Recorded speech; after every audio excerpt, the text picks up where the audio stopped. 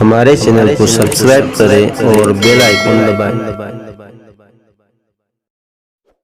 محترم سامعین کرام، السلام علیکم ورحمۃ اللہ وبرکاتہ۔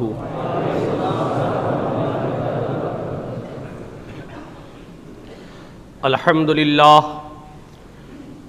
للہ رب العالمین والعاقبۃ للمتقین، والصلاة والسلام علی سید الانبیاء والمرسلین وعلی آلہ واصحابہ الطیبین الطاہرین، اما بعد فاعوذ باللہ من الشیطان الرجیم، بسم اللہ الرحمن الرحیم۔ ولا تقولوا لمن يقتل في سبيل الله اموات بل احياء ولكن لا تشعرون۔ صدق اللہ العلی العظیم وصدق رسولہ النبی الحبیب الکریم، ونحن على ذلك لمن الشاہدین والشاکرین والحمد للہ رب العالمین۔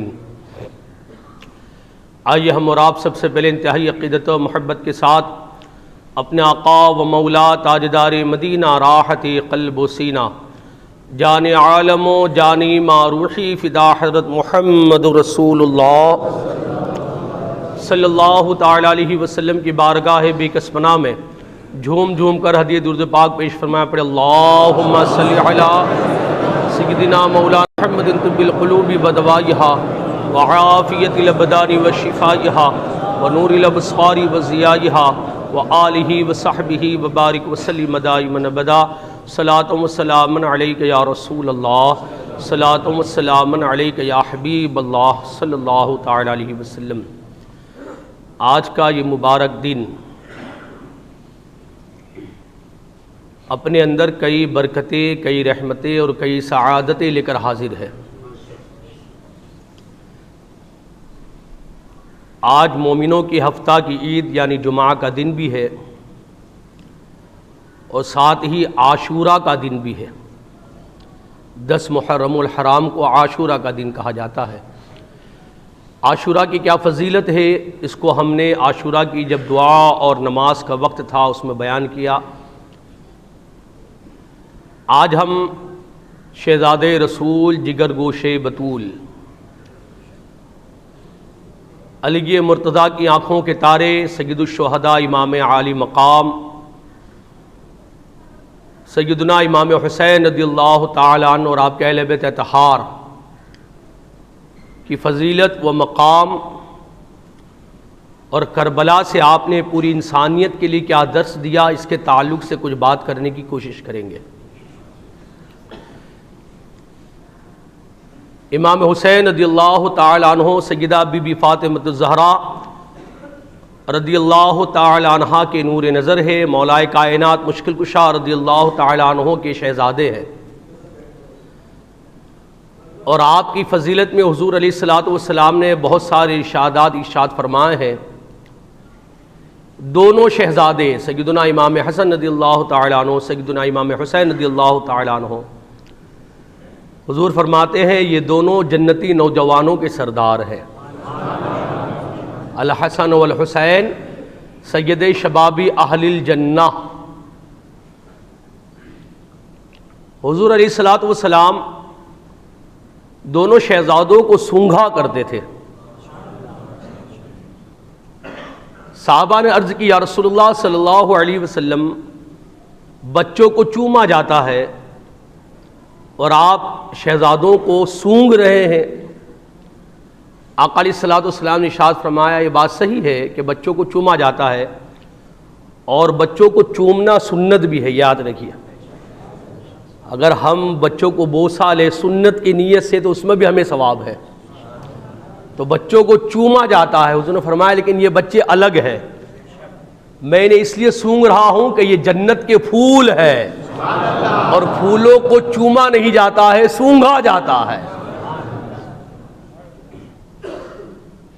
یہ مقام امام حسین اور امام حسن رضی اللہ تعالی عنہما کا۔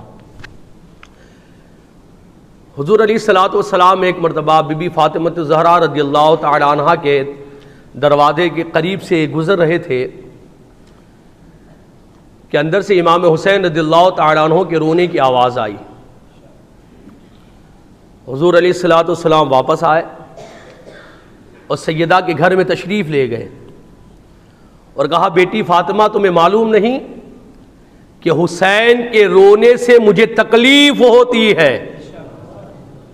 حضور علیہ الصلوۃ والسلام کتنی محبت فرماتے تھے کہ امام حسین کا رونا بھی حضور کو گوارا نہیں. اور اب بیٹی انہیں رلایا نہ کرو، یہ ضد کرے تو انہیں خاموش کیا کرو، بچے ہیں. پتا یہ ذرا حضور علیہ الصلوۃ والسلام کو امام حسین کا رونا گوارا نہیں. امام حسین رو دے تو حضور کو تکلیف ہو.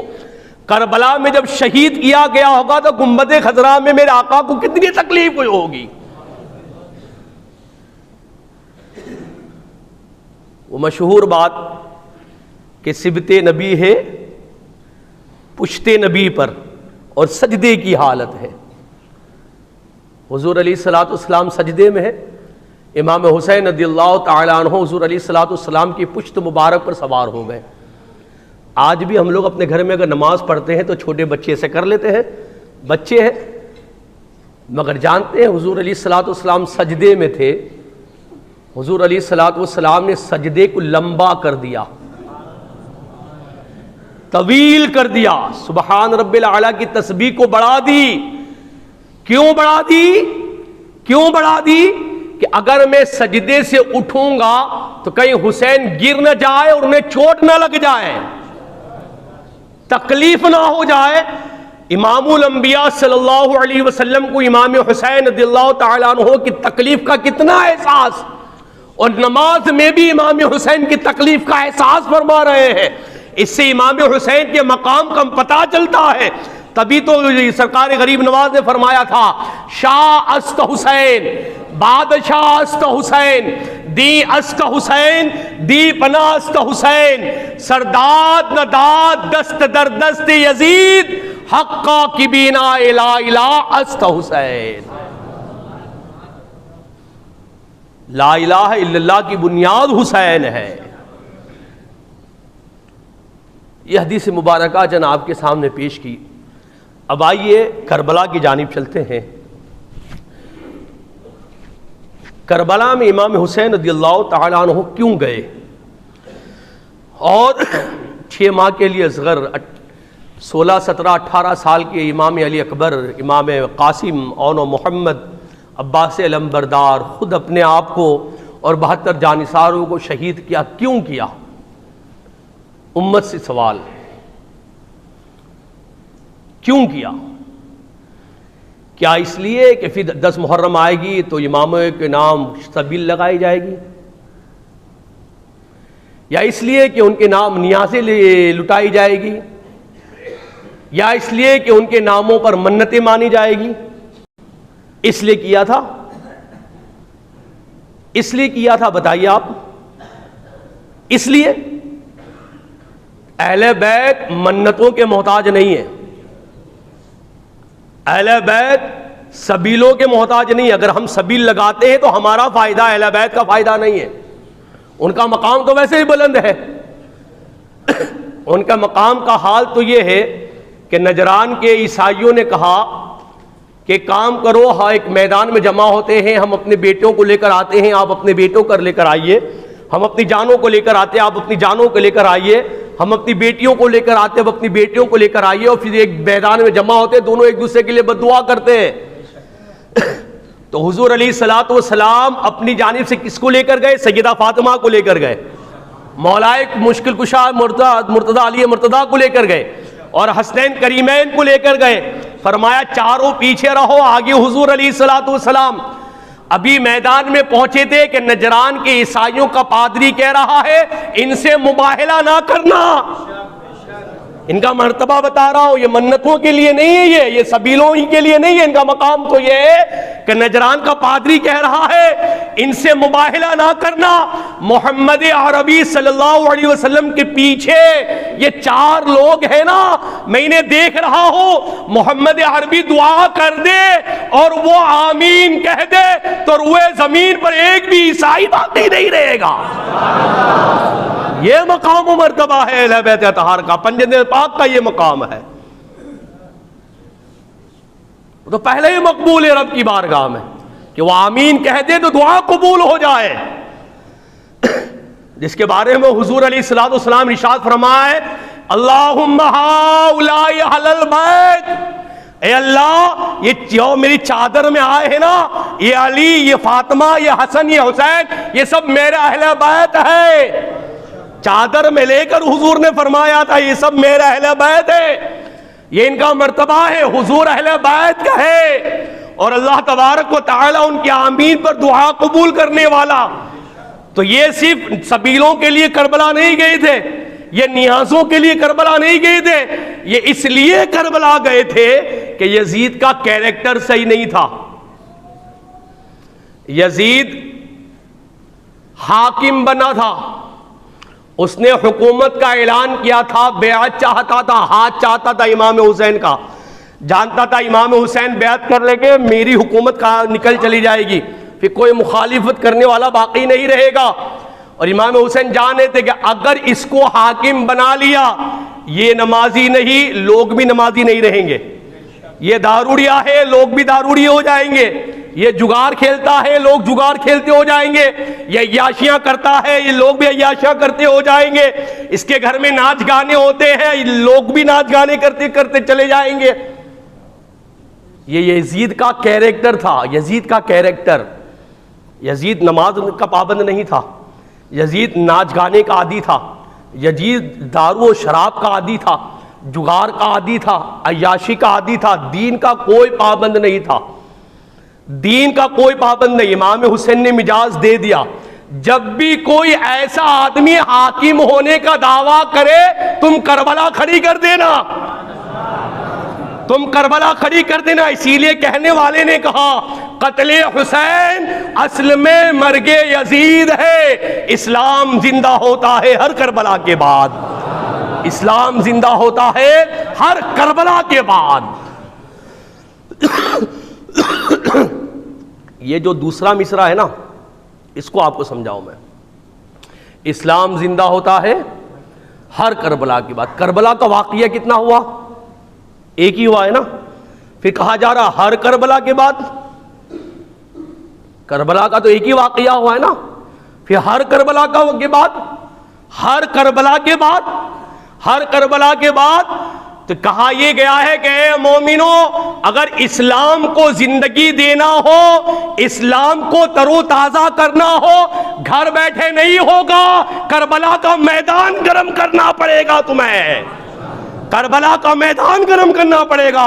اسلام زندہ ہوتا ہے ہر کربلا کے بعد، جب جب قربانی دی جائے گی اسلام زندہ ہوگا، جب جب قربانی دی جائے گی اسلام زندہ ہوگا۔ قتل حسین اصل میں مرگ یزید ہے۔ کتنے لوگ تو مرگ بھی نہیں جانتے، مرگ مطلب موت، موت، مرگ یزید۔ جب جب امام حسین جیسا کیریکٹر سامنے آئے گا، یزید جیسا کیریکٹر خود بخود ختم ہو جائے گا۔ قتل حسین اصل میں مرگ یزید ہے۔ تو امام حسین کربلا میں اس لیے گئے، اپنے آپ کی قربانی اس لیے پیش کی، اپنے گھر والوں کی قربانی اس لیے پیش کی کہ کل نانا جان کی امت تک صحیح دین پہنچ جائے۔ مگر آج حال یہ ہے کہ اگر جمعہ نہ ہوتا تو شاید یہ پبلک نظر نہ آتی مسجد میں۔ کیا امام حسین کے مقصد کو ہم نے زندہ کیا؟ کیا ان کے مقصد کو ہم نے باقی رکھا؟ اگر واقعتاً ہم حسینی ہیں تو ہمیں 5 وقتہ نمازی ہونا چاہیے، ورنہ لاکھ یا حسین حسینی حسینی کہتے رہو، جھوٹے ہیں ہم، بہت بڑے جھوٹے ہیں۔ امام حسین کے سامنے ہم چہرہ دکھانے کے قابل نہیں ہیں اگر ہم نمازی نہیں ہیں، اگر ہمارے چہروں پر داڑیاں نہیں ہیں، ہم اپنے دعوے حسینیت میں جھوٹے ہیں۔ اگر ہمارے گھر کی عورتوں میں پردہ نہیں ہے تو ہم اپنے دعوے میں جھوٹے ہیں۔ بے پردگی اہل بیت کے یہاں نہیں تھی، یزید کے یہاں تھی۔ پردہ اہل بیت کے یہاں تھا، نماز کی پابندی اہل بیت کے یہاں تھی، نماز کی پابندی نہ کرنا یہ یزید کے یہاں تھا۔ شریعت پر عمل اہل بیت کے یہاں ہے، شریعت کی پاسداری نہ کرنا یہ یزید کے یہاں ہے۔ اب ہمیں دیکھنا ہے کہ ہم زبان سے تو حسین حسین کہہ رہے ہیں، کیریکٹر کس کا بنا رہے ہیں؟ بات سمجھ میں آ رہی ہے میری؟ بات سمجھ میں آ رہی ہے؟ فضیلت سن لی، لیکن فضیلت کے بعد تعلیم سننا بھی بہت ضروری ہے۔ فضیلت تو بچپن سے سنتے چلے آ رہے ہیں، تعلیم کی بڑی کمی ہو گئی ہے، اس تعلیم کی جانب توجہ امت کو دلانا بہت ضروری ہے۔ امام حسین رضی اللہ تعالیٰ عنہ کا ایک قول یاد آ گیا، آپ کے سامنے پیش کر رہا ہوں۔ امام حسین رضی اللہ تعالیٰ عنہ ارشاد فرماتے ہیں کہ مرد کی خوبصورتی، آج کل نوجوان خوبصورت بنتے ہیں نا، اور خوبصورت بننے کے لیے کوئی لمبے بال کرتا ہے، کوئی ڈیزائن والے کپڑے پہنتا ہے، کوئی ڈیزائن والی ٹوپی پہنتا ہے، کوئی کیا کرتا ہے، کوئی کیا کرتا ہے۔ آئیے امام حسین رضی اللہ تعالیٰ عنہ کی تعلیم میں سنتے ہیں کہ مرد کی خوبصورتی کیا ہے۔ امام حسین رضی اللہ تعالیٰ ارشاد فرماتے ہیں کہ مرد کی خوبصورتی دو چیزوں میں ہے، دو چیزوں میں۔ فرمایا پہلی ہے مرد کی خوبصورتی حسن اخلاق میں ہے۔ مرد آدمی کی خوبصورتی حسن اخلاق۔ حسن اخلاق کیا ہے؟ ایسی بات بولے کہ جس سے دوسرے کو تکلیف نہ ہو۔ اب کوئی مجھے نہ بولنا کہ آپ تو لوگوں کو بولتے ہیں، بھائی تقریر بھی نہ کریں، ہم کہیں نماز کے پابند ہو جاؤ، کسی کو تکلیف پہنچے تو ہم کیا کریں؟ یہ بھی نہ بولیں۔ ہم کہیں جھوٹ نہ بولو اور آپ بھی تو کسی بات بولے، اگر اس سے کسی کو تکلیف ہو تو یہ کوئی غلط بات تھوڑی ہے۔ تو پہلی بات حسن اخلاق، اس طور پر بات کی جائے کہ سامنے والے کو تکلیف نہ ہو، یہ حسن اخلاق۔ دوسرا یہ ہے اگر اس کو پھیلا دیا جائے، آدمی کے زبان سے گالی نہ نکلے، آدمی کے زبان سے غیبت نہ نکلے، آدمی کے زبان سے چغلی نہ نکلے، آدمی کے ہاتھوں پیروں سے دوسرے مسلمان محفوظ رہے، وہ بری عادتوں سے خالی ہو، یہ حسن اخلاق ہے۔ ماں باپ کا فرما بردار ہو، بڑے بھائی کا ادب کرنے والا ہو، بڑے رشتہ داروں کا ادب کرنے والا ہو، محلوں کے بڑوں کا ادب کرنے والا ہو، یہ حسن اخلاق۔ پہلی چیز امام حسین رضی اللہ تعالیٰ فرماتے مرد کی خوبصورتی حسن اخلاق پہلی۔ دوسرا فرماتے مرد کی خوبصورتی شجاعت و بہادری ہے۔ شجاعت و بہادری جانتے آپ؟ شجاعت و بہادری، اگر سامنے مسلمان ہو تو آدمی کے سینے 10-15 ہو جاتے ہیں، اور اگر غیر مسلم ہو تو ایک سینہ بھی چھوٹا ہو جاتا ہے۔ نہیں، اپنا مسلمان ہو تو اس سے ہیلپ کی جائے، اس کے ساتھ جھگڑا نہ کیا جائے، اس کے ساتھ لڑائی نہ کی جائے، اسے نقصان نہ پہنچایا جائے، بلکہ غیروں کے خلاف جب تمہاری شجاعت دکھنے لگے تب سمجھ جانا تمہارے اندر مردانہ شان نکل کر آئی ہے۔ یہ امام حسین رضی اللہ تعالیٰ عنہ کی تعلیم کہ مرد کی خوبصورتی ایک حسن اخلاق میں ہے اور دوسرا بہادر و شجاعت میں ہے۔ دوسرا کیا ہے؟ دوسرا بہادری و شجاعت میں امام حسین رضی اللہ تعالیٰ عنہ۔ تو کربلا سے ہمیں یہ پیغام ملا کہ اے نبی کے امتیوں، اے نبی کے کلمہ پڑھنے والوں، اہل بیت کی قربانی کو ضائع نہ کرنا، امام حسین کی قربانی کو ضائع نہ کرنا۔ امام حسین نے کربلا میں اپنی جان دے دی، قربانیاں دے دی، اس لیے کہ نبی کی امت نمازی بن کر رہے، نبی کی امت دیندار بن کر رہے، نبی کی امت شریعت کی پابند بن کر رہے، نبی کی امت امام حسین رضی اللہ تعالیٰ عنہ کی سنتوں پر اور آپ کے نقش قدم پر چلنے والی بن کر رہے۔ بولنے کو تو بہت سارا ہے، انشاءاللہ العزیز پھر کبھی موقع ملا تو امام حسین رضی اللہ تعالیٰ عنہ کی بارگاہ میں اور بھی خراج عقیدت پیش کریں گے۔ طبیعت بھی یہ بھی ساتھ نہیں دے رہی ہے، دعا فرمائے اللہ تبارک و تعالیٰ اہل بیت اطہار اور امام حسین رضی اللہ تعالیٰ عنہ کا ہم تمام کو صدقہ عطا فرماوے، اور ہم تمام کو اہل بیت اطہار اور امام حسین رضی اللہ تعالیٰ عنہ کے نقش قدم پر چلنے کی توفیق عطا فرماوے، اور کل قیامت میں اللہ تبارک و تعالیٰ پنجدن پاک اور اہل بیت اطہار کے سائے تلے ہم تمام کو جگہ عطا فرماوے۔ آمین آمین بجاہ سید المرسلین وما علینا الا البلاغ المبین۔